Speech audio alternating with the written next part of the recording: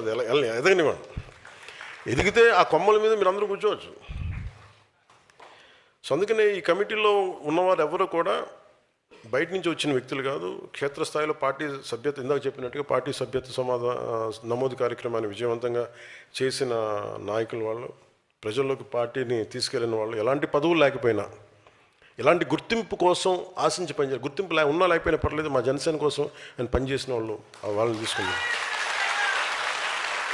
ఈ కమిటీలో ఒక ఆటో డ్రైవర్ దగ్గర నుంచి ఒక టీ షాప్ నడిపే వ్యక్తి ఉన్నారు, గృహిణి ఉన్నారు, రోజువారీ కూలీ చేసుకుంటూ పార్టీ కోసం పనిచేసిన వ్యక్తులు ఉన్నారు.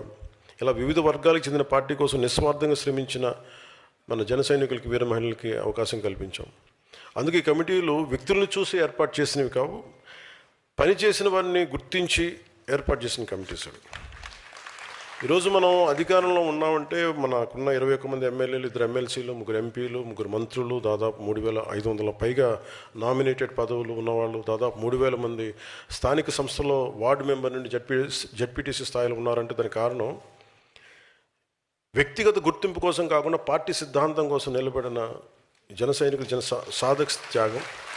ఇప్పుడు ఆ త్యాగానికి, అంకిత భావానికి సంస్థాగత గుర్తింపు ఇచ్చే సమయం వచ్చింది.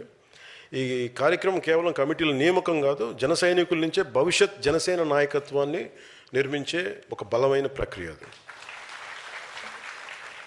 సో నేను మొదలుపెట్టినప్పుడు ఇల్లు దూరం, చీకటి, గాఢాంధకారం అని చెప్పాను. నాకు తెలియదు, అంటే అంత అయోమయంగా ఉండేది. నాకు ఎలా స్టార్ట్ చేయాలంటే అదే కరెక్ట్. అంటే సో మీకు కొన్ని నేను పంచుకుంటాను మీతోటి. ఓకే, మేజర్ చెప్పగలిగింది ఇదే, మిగతా అని చెప్తాను. నేను ఇంకోటి ఏం చేద్దాం అనుకున్నానంటే, నాకు ఒకటి చెప్పి కీలకమైంది. ఈ రోజున 18,000 మంది సాధక్స్ ఉన్నారు.